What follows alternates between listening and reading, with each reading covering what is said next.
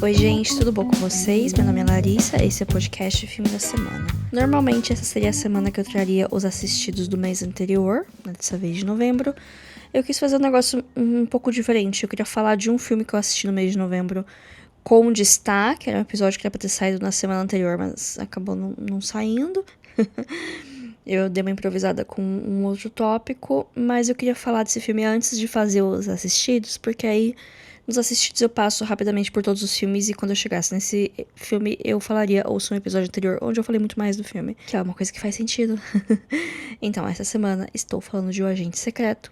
Semana que vem estarei falando dos assistidos do mês de novembro. Vai ser um episódio muito bom. Eu não gravei, mas eu já sei que é um episódio muito bom porque eu assisti muita coisa boa no mês de novembro. Mal posso esperar para comentar com vocês. Mas hoje eu quero falar sobre o novo filme do Kleber Mendonça Filho, O Agente Secreto.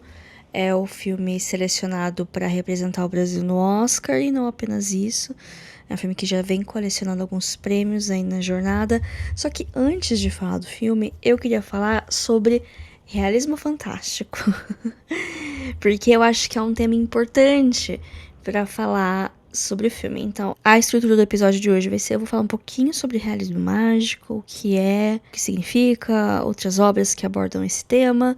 Depois eu vou pro filme, né, falar um pouco sobre ele, falar sobre o diretor, impressões gerais sem spoilers, falar sobre o estado da corrida das premiações, que já começou, a temporada de premiações 2025-2026. E depois eu vou para uma parte com spoilers, mas vai estar sinalizado. Quem me segue, me acompanha, já deve ter ouvido o termo realismo mágico ou realismo fantástico. É um gênero que vem crescendo muito em mim, eu tenho lido razoavelmente bastante. E aí eu comento nos episódios de atualização de leitura. Se você, por acaso, só se interessa pela parte de cinema e pula esses episódios, eu vou falar um pouquinho de literatura aqui brevemente. Mas é que no começo desse ano eu li A Casa dos Espíritos, da Isabel Allende, e eu amei. É o meu livro favorito do ano, e ele se tornou um dos meus livros favoritos da vida.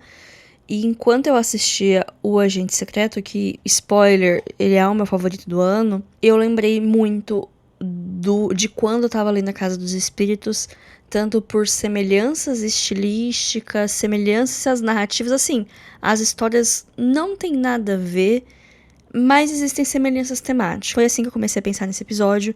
Então eu preciso trazer o que é realismo mágico, que é uma corrente artística, né? Quando você diz corrente artística, é um movimento não apenas na literatura, mas nas artes como um todo. É uma coisa que começou aqui na América Latina, na primeira metade do século XX.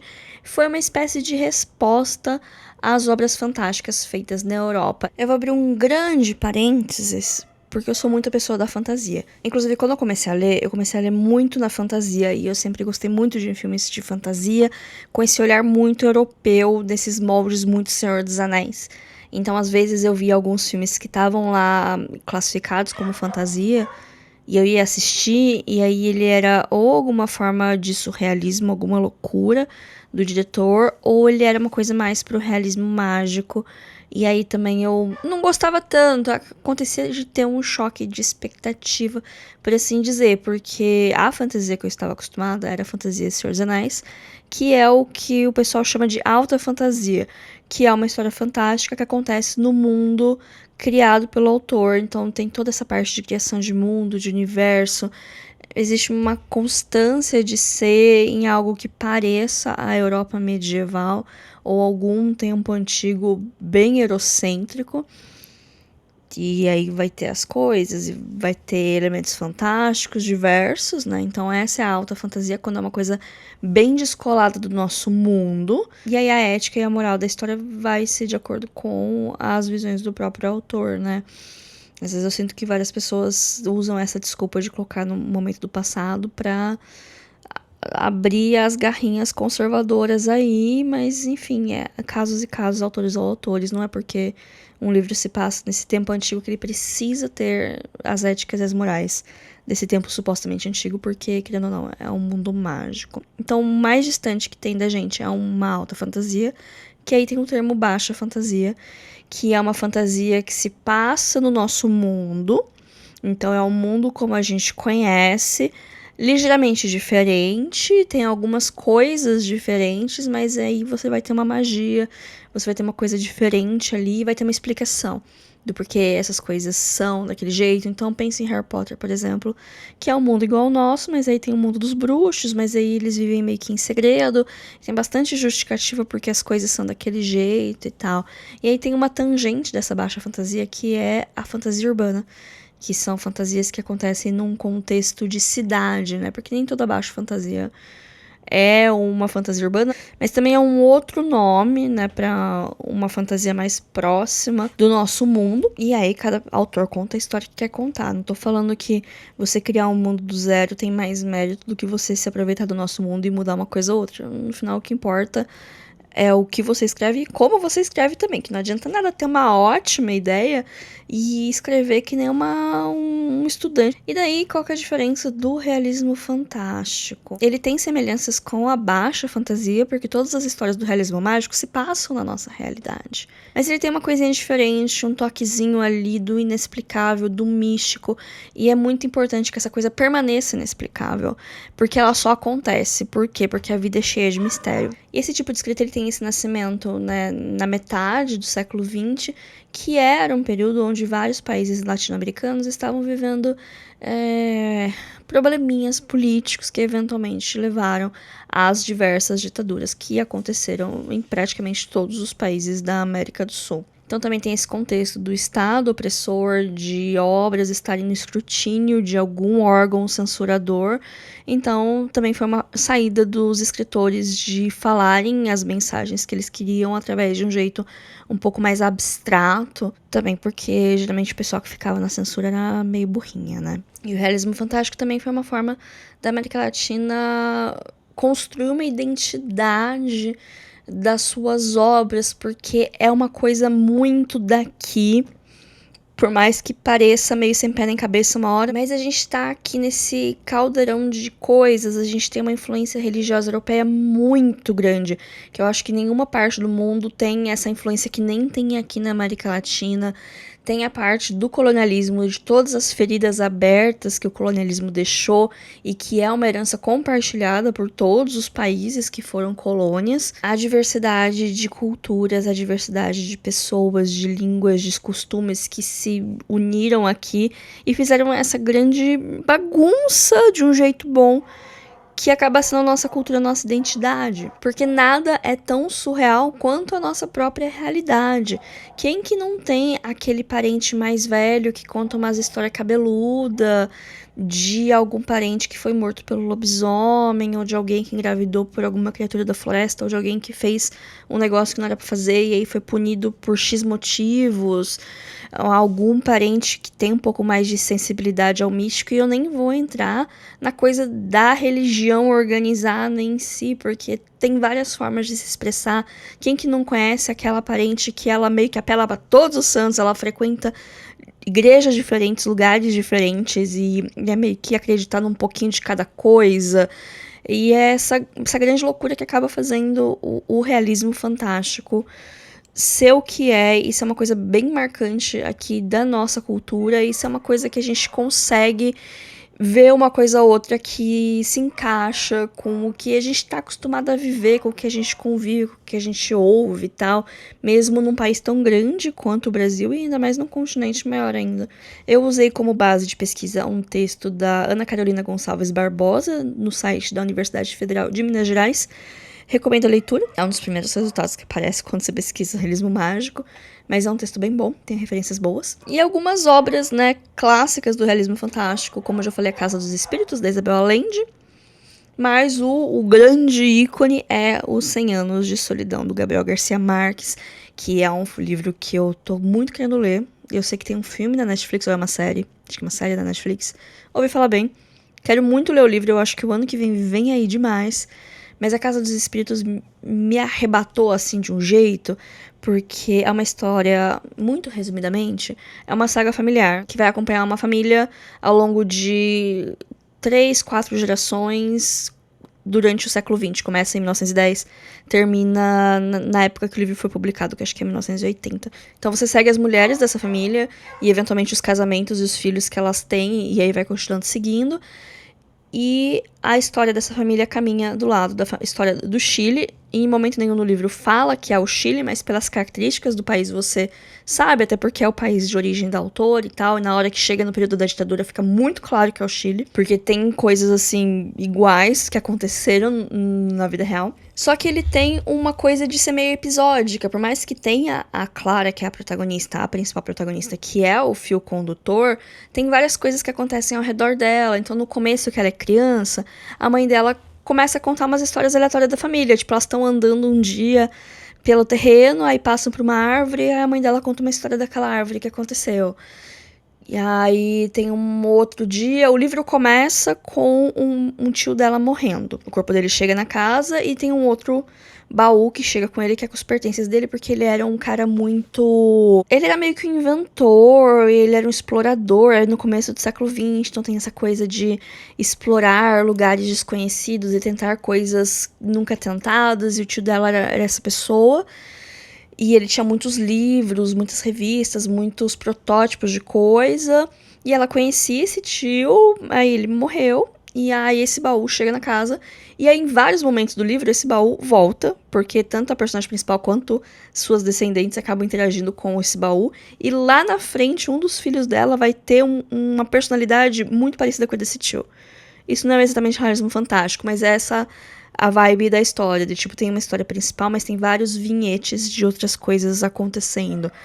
A parte do realismo é bem sutil, que a Clara, ela é sensitiva, então ela conversa com os espíritos, por isso que é a casa dos espíritos, ela às vezes passa mais tempo, entre aspas, conversando com os espíritos do que com os vivos, porque ela fica muito... descrevem que ela fica muito...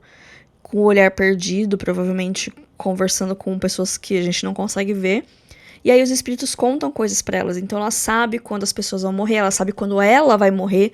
Então ela meio que prepara algumas coisas pra facilitar o trabalho dos outros. Então não é exatamente um spoiler, que eu falei, é um livro que se passa ao longo de 80 anos. Então quando ela vai morrer, ela sabe disso e ela prepara umas coisas. Então é aí que tá esse elemento fantástico. Ela tem uma irmã que tem cabelo verde. Por que ela tem cabelo verde? Ela tem cabelo verde. Ah, é porque a mãe dela comeu alguma coisa. Não. Ah, é porque aconteceu alguma maldição que tem algumas meninas que têm cabelo verde, porque isso se repete eventualmente na família. Não, não tem explicação. A menina nasceu com cabelo verde, ela era de uma beleza absurda, o pessoal comparava ela com uma sereia, e é isso. Ela tem cabelo verde. Também tem uma outra cena de uma outra personagem que na hora que essa personagem morre, todo mundo da família tem uma visão dela visitando. E aí todo mundo fica, meu Deus, aconteceu alguma coisa. Aí ele descobre que essa personagem morreu. Então, assim, são detalhes. Não tem explicação, mas também não vai tanto pro religioso, apesar de ter essa base religiosa muito forte, porque, querendo ou não importa o que você acredita, qual lugar que você frequenta, essa coisa do misticismo e das superstições é uma coisa muito presente na nossa cultura, não importa o quanto a gente tente se desvencilhar delas. Então, são essas as coisinhas que tem no livro, são esses os elementos de realismo mágico. É uma leitura sensacional, eu recomendo demais pra vocês. Outros livros, né, aqui no Brasil, o próprio Torturado, né, que foi hit alguns anos atrás, ele não parece que vai pra esse caminho, no final dele que ele vai pro realismo mágico, eu acho brilhante o final dele. E li recentemente também o Parque das Irmãs Magníficas, da Camila Sousa Vilada, que é argentina. Também é um livro super realista e cru. E aí, de repente, do nada, tem a Lobiscate, que é uma lobisomem. A família dela tem a maldição do lobisomem. Ela é uma mulher trans, que tá ali no Parque das Irmãs Magníficas. São várias travestis que elas trabalham nesse parque, né? E aí tem uma personagem principal, uma linha principal que conduz, mas são várias crônicas das vidas dessas mulheres que estão ali. E uma delas é uma lobiscate. E uma vez por mês, quando tem a lua cheia, ela precisa ser presa porque ela vira um bichão. E aí o pessoal sabe disso, as meninas prendem ela num quarto da casa que elas moram, ficam lá meio que cuidando dela, e é isso. Por que isso? O que isso significa? É isso, gente.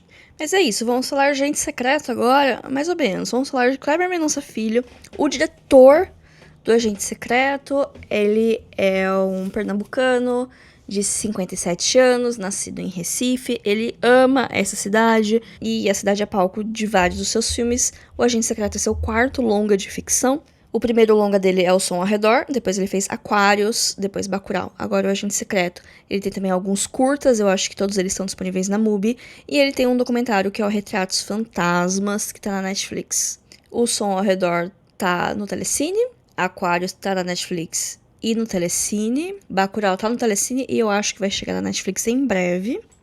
E o Agente Secreto está nos cinemas. Não sei se em todos os lugares. Aqui em Bauru eu acho que essa semana talvez seja a última dele. Talvez só tenha, tipo, uma sessão, assim, por dia.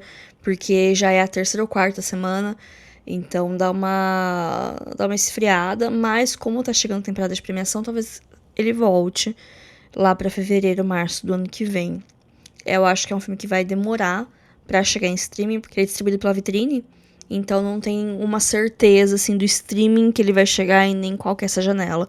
Então é um filme que, se vocês tiverem a oportunidade de ver no cinema, vejam no cinema. Até porque vale muito a pena ver no cinema esse filme. E porque também vai demorar pra chegar em algum streaming. Eu chuto que chegaria no Telecine, mas talvez, assim, só lá pra julho do ano que vem, agosto. O Agente Secreto é um filme que eu tinha algumas expectativas.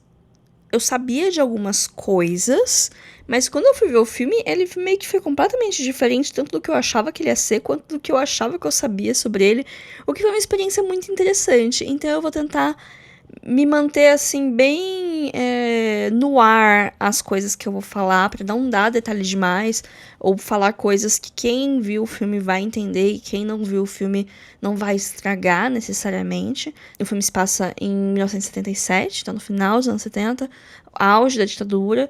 A gente tem o personagem do Wagner Moura. Quando o filme começa, você percebe que ele tá numa jornada.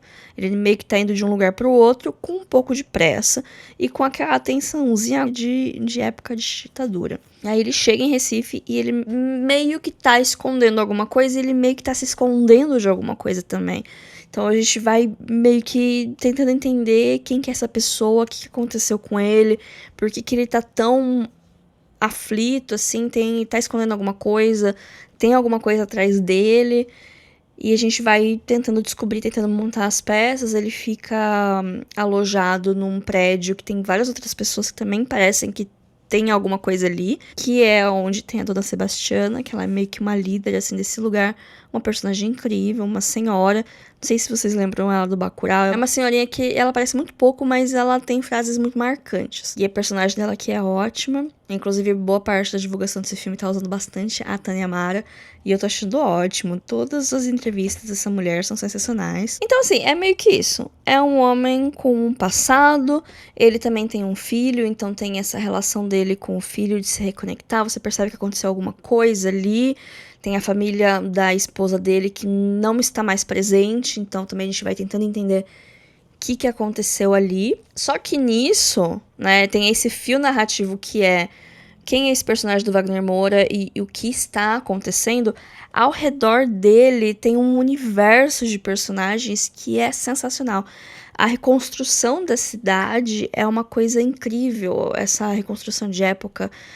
Você olha assim, tudo é muito colorido, é um filme com muita textura, é um filme com muitas pessoas diferentes, muitos rostos diferentes, muitos corpos diferentes. Parece que você tá pegando uma filmagem mesmo. Só não parece tanto porque é bem mais colorido do que um filme da época, mas você tem essa impressão, você sente uma nostalgia por uma época e por um lugar que você nunca viveu. De tão bem feito, e você vê que é com muito amor, é muito cuidado nos detalhes, é desde a paisagem, da propaganda no muro, das roupas dos personagens, do rótulo do refrigerante que eles estão tomando. Tudo tem muito cuidado pra dar essa ambientação de anos 70 e também pra dar essa evocada da nostalgia, tipo a casa, a arquitetura da casa, o jeito que o sol entra assim naquela porta que tem o arco em cima e o sol reflete no móvel de madeira escura cheio de detalhe, tipo, é tão bonito e tanto detalhe para ser observado, é de encher os olhos essa parte. E também, né, tem todos os personagens em volta, Dona Sebastiana, tem as outras pessoas que moram nesse prédio, tem uma gatinha de duas caras, que é uma gatinha que é uma frajolinha, que ela tem meio que dois rostos assim, sabe? Que ela teve uma malformação quando ela nasceu, só que criaram ela e ela cresceu e ficou lá. Então também é um elemento do realismo fantástico você chegar na casa e ter essa gata de duas cabeças. E tem várias outras coisinhas aqui e ali, tem um momento que o filme para pra falar a anedota da perna cabeluda. Não é exatamente falar uma anedota, mas tem uma referência que na verdade é uma coisa que aconteceu lá em Recife, é meio que uma lenda urbana, na verdade foi um modo de protesto, porque estavam acontecendo alguns ataques meio coordenados a pessoas que frequentavam praças à noite, então garotas de programa e homossexuais, basicamente, de agressão, de coisas, assim. Parecia que o pessoal sabia quem estava fazendo isso, mas não podia falar quem que era, porque a gente estava no meio da ditadura.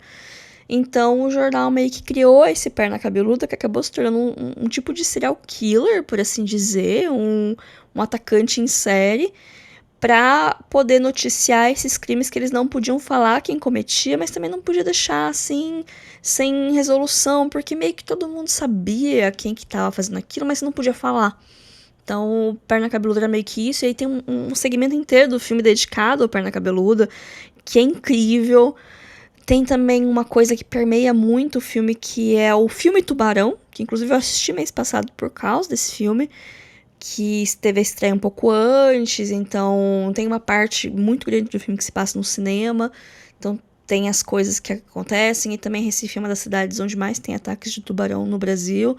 Tem um dado momento que eles acham um tubarão na praia, isso também é uma coisa completamente aleatória, bem no começo do filme, que tem um pessoal de uma universidade que achou um tubarão morto na praia, trouxeram pra averiguar, abriram o estômago dele e tinha uma perna lá dentro. Uma perna cabeluda, diga-se de passagem. E aí isso também é meio que uma outra coisa que acontece que tem influência num outro rolê do filme e também uma anedota aqui e ali.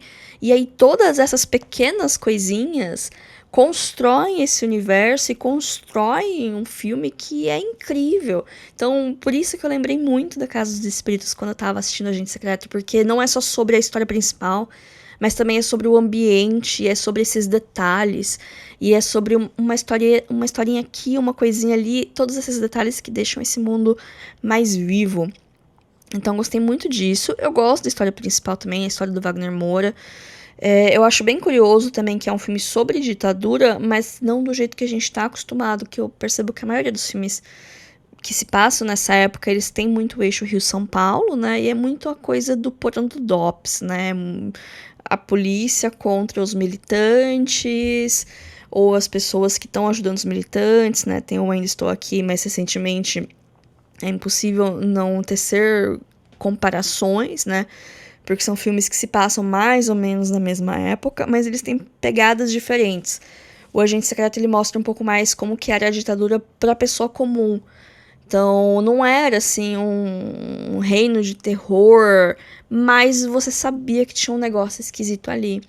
E aí, todo o rolê do personagem do Wagner Moura também é bem mais interessante pensando nisso. Eu vou entrar mais em detalhes na parte de spoiler, claro, mas o que do filme acaba sendo isso, tipo, como a ditadura tinha essa implicação nas pessoas, entre muitas aspas, comuns, como existia essa aura de tensão, mas que também as pessoas tocavam a vida, entre muitas aspas, normal, e também como acontecia a corrupção dentro do sistema e dentro das instituições, como muita coisa acontecia e não era uma ordem direta do regime, ou dos generais, ou do pessoal de alto escalão, mas às vezes eram coisas que passavam por tantas pessoas que a hora que chegava na execução já era um negócio completamente diferente.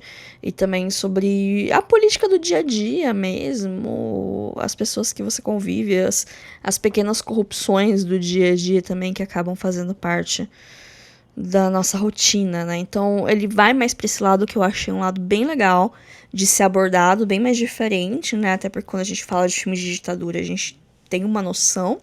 E o Kleber Mendonça, ele tem os jeitos dele. Nem todo mundo ama ele. Eu gosto bastante. Eu acho ele bem provocador. É um cinema menos tradicional que Ainda Estou Aqui, por exemplo. Como eu falei, é impossível não ficar comparando.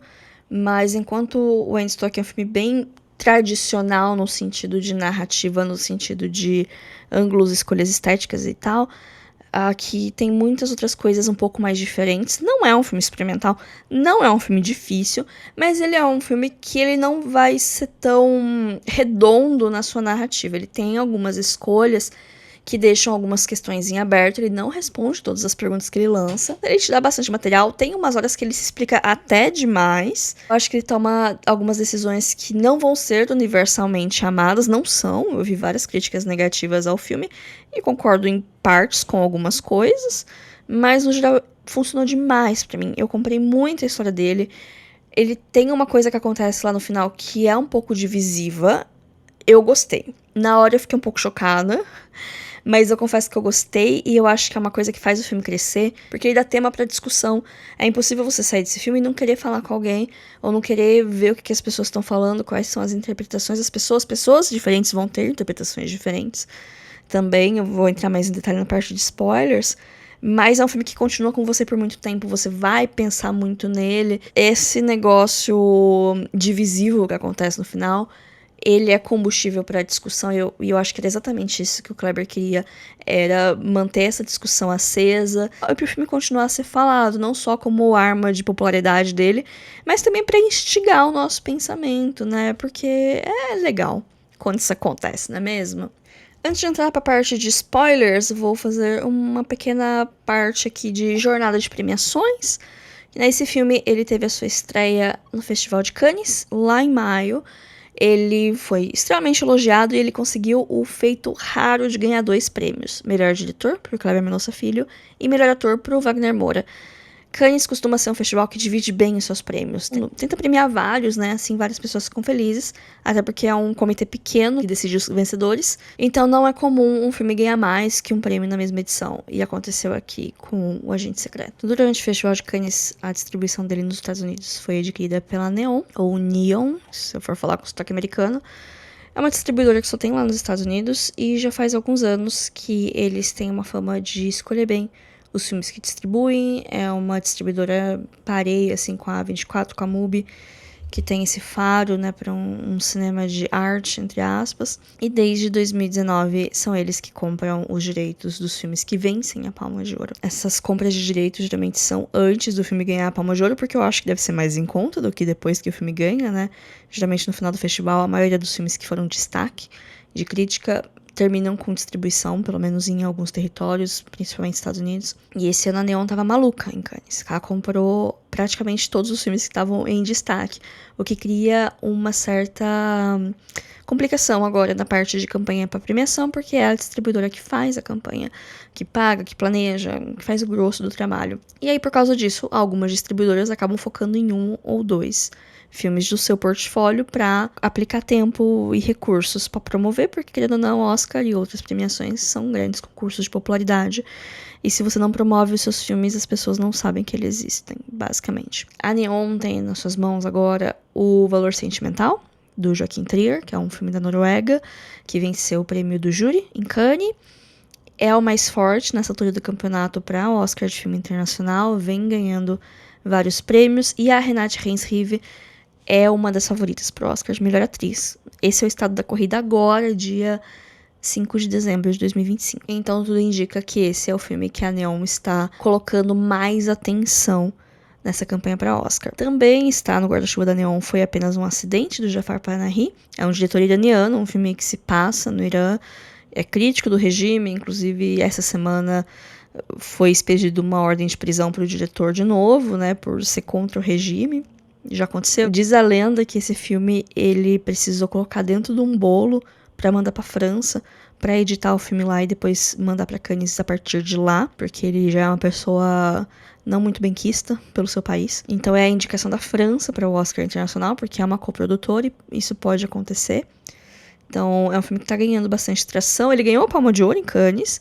Um filme que eu só ouvi falar coisas boas, eu tô muito ansiosa pra ver. Ele chega nos cinemas brasileiros agora, no final do ano, assim como O Valor Sentimental. Acho muito pouco provável que vai chegar aqui na minha cidade. Inclusive, eu acho que já chegou. Foi Apenas um Acidente. E não chegou aqui embora. Eu fiquei muito chateada. Não sei como eu vou conseguir assistir esse filme. Mas enfim, são 2 filmes muito fortes que chegam de Cannes, muito forte, e que estão distribuídos pela Neon, que também está distribuindo No Other Choice, que é um filme sul-coreano, do mesmo diretor do Old Boy. É um filme que teve uma estreia um pouco depois, acho que foi em Veneza, muito elogiado, o pessoal também vê como sendo indicado. Então esse é o estado da corrida. Mesmo assim, O Agente Secreto vem muito forte para a corrida de filme internacional, e o nome do Wagner Moura tá assim, se consolidando entre os possíveis indicados a melhor ator. A gente imagina que é esse o foco da Neon, né? Já que ela vai focar em outros filmes, em outras categorias. Como tá sem melhor ator principal, vai focar no Wagner Moura. E também ele é uma pessoa conhecida. Diferente da Fernanda do ano passado, que muito conhecida aqui pra gente, mas pouco conhecida pros gringos. O Wagner Moura já fez coisa lá fora e coisa recente. Ele fez Narcos, ele fez Guerra Civil, ele fez uma outra série lá da Apple TV, que inclusive hoje, né, no dia que eu tô gravando esse episódio, na sexta-feira, saiu os indicados do Critics' Choice, e o Agente Secreto foi indicado a filme internacional, o Wagner Moura foi indicado a ator, e o Wagner Moura também foi indicado em ator coadjuvante de minissérie ou série limitada, ou filme pra TV, pelo papel dele nessa série, que é, acho que, Dopesick, que é uma série da Apple TV, que eu lembro que lançou mais no começo do ano. Fato inédito pra nós ver tantos Wagner Mouras por aí. Também ele tá sendo o primeiro latino a ser indicado em várias coisas. Ele também recentemente ganhou o prêmio do Círculo da Crítica de Nova York, que é um dos principais prêmios de crítica, né? Que tem os círculos de crítica de várias cidades. De Nova York ganhou o Agente Secreto como filme internacional. E o Wagner Moura como ator, primeira vez que um ator latino ganha esse prêmio. Então tá vindo muito aí. A indicação eu acho que é certeza. Em filme internacional e ator. Eu dou como certa nessa altura do campeonato. A vitória, ela já não é tão certa, que nem eu falei. A corrida de filme internacional tá muito cheia e de aparentes filmes muito bons. Então, né, não quero que aconteça uma situação tipo a Nora do ano passado, né, do pessoal sair caindo no Twitter só porque era um filme de uma prostituta, ficar falando mal. Assim, eu gosto de Nora, eu não acho um filme excelente, eu não acho melhor que Ainda Estou Aqui, mas fazia sentido ele ganhar no ano passado, dado todo o histórico, não é uma vitória que veio do nada. Mas o pessoal foi bem delicado, assim, nas redes sociais. Tipo, eu sei que a gente tem os nossos favoritos e as nossas torcidas, né? Então eu já tô falando pra vocês se prepararem. Que eu não acho que a gente vai ganhar filme internacional esse ano. Se ganhar, vai ser ótimo, vai ser show. Vou estar lá comemorando junto com todo mundo. Mas eu acho que é importante manter os pezinhos no chão. Agora, o Wagner Moura como ator, por um outro momento, ele não é o favorito. O favorito é Timothée Chalamet, gente. Vocês acreditam nisso? Pois é. Mas, quem sabe vem aí, né? Eu acho que ele pode vencer o Globo de Ouro, viu? Porque os dois que estão aparentemente com mais força, que é o Timothée Chalamet e o Leonardo DiCaprio, eu acho que eles têm categoria de filme de comédia e o Wagner tá em categoria de filme de drama. E também tem muito latino-americano, muito brasileiro votando no Globo de Ouro hoje em dia. Dá pra perceber que eles querem ser uma premiação mais internacional, dar mais destaque a filmes de fora dos Estados Unidos. E a vitória dele encaixa com esse novo perfil de premiação que eles estão querendo promover. Bom, agora, né, eu acho que eu falei tudo o que eu queria falar sobre o filme sem spoilers. Se você não assistiu o filme, se você não quer saber revelações maiores, se você quer ver no escuro e tal, o episódio acaba aqui pra você. Me siga lá no Instagram, @filme.da.semana. A gente vai se falando, a gente vai se conversando. Obrigado por ouvir até aqui. Mas fica aí o aviso que vou puxar a vinheta dos spoilers e vou começar a falar de spoilers. Vamos lá. Aviso, essa sessão contém spoilers. Aviso, essa sessão contém spoilers. Você foi avisado. Então, né, menina, Wagner Moura morre, né? Já comecei a parte de spoilers com um grande spoiler. Eu já imaginava que ele morreria. Desde o começo. Ele tem um alvo nas costas dele, né? Só que eu acho que todo mundo imaginava que seria um momento catártico, né? A execução dele. E não é. É quase que deixada de lado e passado rapidinho. O que na hora eu fiquei, ué, o que está acontecendo? Mas, parando pra analisar, faz muito sentido. E eu vou defender essa parte do filme. Eu acho muito legal como o filme constrói essa perseguição ao Wagner Moura, não porque ele era uma pessoa, entre muitas aspas, perigosa, um militante, uma pessoa que estava ajudando os militantes. Não, ele só zangou a pessoa errada no momento errado. Ele só que acabou sendo uma pedra no sapato de uma pessoa que não estava disposta a lidar com aquele problema ali. E aí, esse cara poderoso, resolveu fazer a vida dele um inferno. E fez, tanto que eventualmente ele morreu. Mas daí eu jogo a questão, tipo, quando o regime te condena, quando a situação que está inserido te condena, porque é isso que acontece, em teoria, ele não fez nada de errado, ele não cometeu nenhum crime, ele não deu nenhum indício, né? O que ele acredita, o que ele não acredita, não importa, o que a gente pensa não comete crime, não tem ação nenhuma. Mas se o Estado, se o regime bota ele como inimigo e começa essa perseguição de quem mata ele, importa quem puxou o gatilho. Eu acho até engraçado que o filme faz uma subversão disso, porque quem quer matar ele é o empresário lá, ele contrata dois capangas, dois assassinos de aluguel, que você imagina que esses assassinos vão viajar até a cidade e vão executar ele, mas quando eles chegam lá, eles contratam um terceiro, um jagunço, pra fazer a execução. E no final não é ele que executa.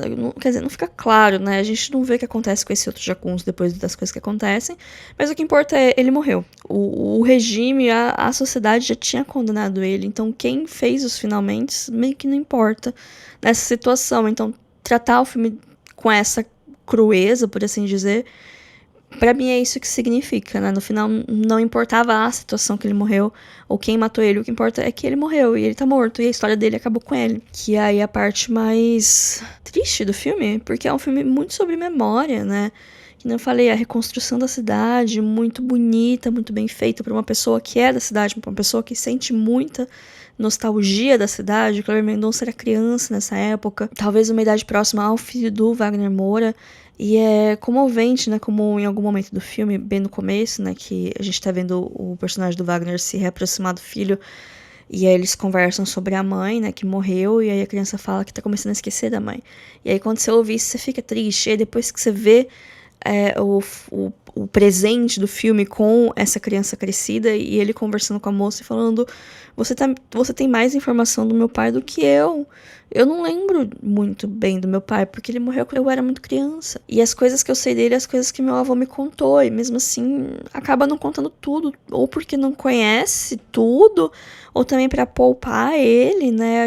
Quando a gente conta de pessoas que já se foram, principalmente para pessoas que ficaram, que sentem falta, que eram muito novas quando aquela pessoa morreu, a gente tende a lembrar das coisas boas e dos bons momentos, até para criar uma imagem boa daquela pessoa que não tá mais aqui, né?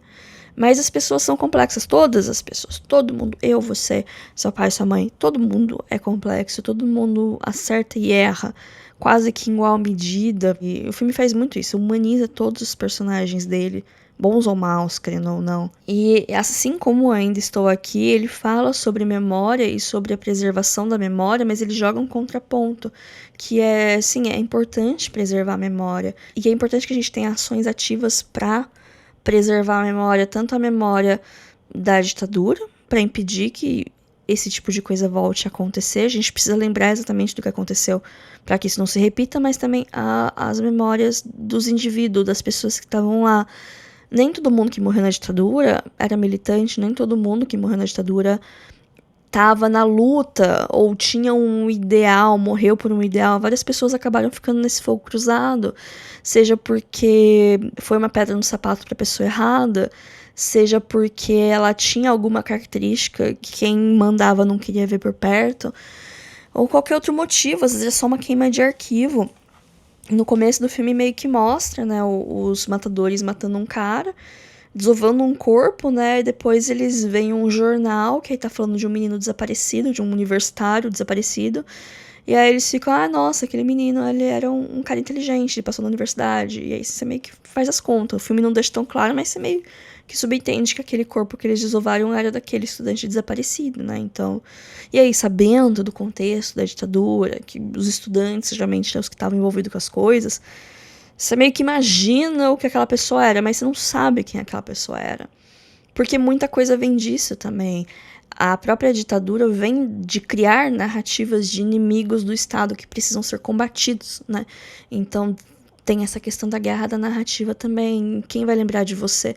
Se você morreu, você vai ser lembrado como um baderneiro vagabundo ou como um irmão, um filho, uma pessoa que estava ali e era importante para aquela comunidade, para aquela família. Então, tem essas coisas que eu fiquei pensando muito no filme. Eu acho que ele traz bastante pra gente. Eu gosto muito da presença constante do tubarão, que tá em vários momentos. Tem tanto no filme do Tubarão, e aí o filho do Wagner Moura é obcecado com o filme do Tubarão, mesmo que ele nunca tenha assistido, ele sonha, ele tem pesadelo com o pôster. Tem o tubarão que aparece na praia, tem alguns outros relatos, assim, coisa de fundo, coisa de jornal, que você vê que teve ataque de tubarão. Se você perceber formatos de coisa, na última cena, assim, que Wagner Moura e a outra menina estão se despedindo, que ela chegou o Uber dela, ela tá indo embora, e na hora que o carro passa, você vê que ele tem um detalhe de um acabamento esportivo na parte de cima que parece uma barbatana de um tubarão. Então são detalhes que estão ali sempre, e é uma grande metáfora sobre esse medo invisível da ditadura. Quando eu assisti o Agente Secreto, eu ainda não tinha assistido o filme Tubarão, eu assisti na semana seguinte o Tubarão de 75 do Spielberg, que é um filme sobre paranoia, querendo ou não, porque o tubarão é aquela ameaça invisível, que você sabe que tá lá, mas você não pode fazer nada até que ele ataque, porque você não pode proibir as pessoas de usarem a praia. O personagem principal tenta, mas aí o pessoal fala, e a economia? A gente não pode parar. Gente, sério, acontece exatamente isso no filme. E aí ele fica muito tenso, porque ele sabe que o tubarão vai aparecer e vai atacar e vai ser uma tragédia, mas ele não sabe quando, nem como. Só sabe que vai acontecer. E é meio que uma coisa da ditadura também. A gente sabia que tinha alguma coisa ali. Não sabia exatamente o que. Não sabia exatamente como que a gente ia ver, mas tinha. Então tem essa aura de paranoia, de medo de alguma coisa invisível que vai seguir um rastro de sangue. Também no Agente Secreto tem várias cenas de rastros de sangue que são seguidos por predadores na narrativa. É um filme muito bom. Imediatamente depois que eu saí da sessão, a minha vontade era pegar outra sessão e assistir esse filme de novo, de cabo a rabo, e prestar atenção em mais coisa, porque eu acho que é um filme que valoriza numa segunda assistida e prestar atenção em mais coisa. E eu achei bem bom, inclusive, talvez eu vá assistir uma segunda vez no cinema se ele continuar por mais tempo, mais perto do Oscar, talvez. Então, se alguém de Bauru quer ver o filme no cinema e não tem companhia, manda uma mensagem, a gente pode ir, talvez, se não for durante a semana, no horário comercial. Mas acho que era isso. Eu acho que eu tinha mais coisas pra falar. Eu poderia ficar muito tempo aqui falando sobre o filme, falando sobre outras coisas, outros simbolismos, coisas que até não são da minha alçada falar, porque eu nunca fui pro Recife, eu não sou nordestina. Eu nem falei da parte do carnaval, porque toda a ação do filme acontece no meio do carnaval. Então tem aquele caos na cidade por causa do carnaval. Alguns serviços funcionam de uma maneira mais lenta, que é uma coisa muito nossa aqui também. Então, as pitadinhas do realismo fantástico também vêm dos absurdos do nosso dia a dia, coisas que talvez a gente nem categorize como fantástico, mas que não deixa de ser, né? Mas é isso, eu tô me aproximando aqui dos 50 minutos de bruto desse episódio, eu acho que eu já falei bastante. Espero que tenham gostado desse episódio, espero que tenham gostado do filme, ou não sei, cada um, né, acha alguma coisa, e a gente se vê semana que vem. Fiquem bem e tchau, tchau.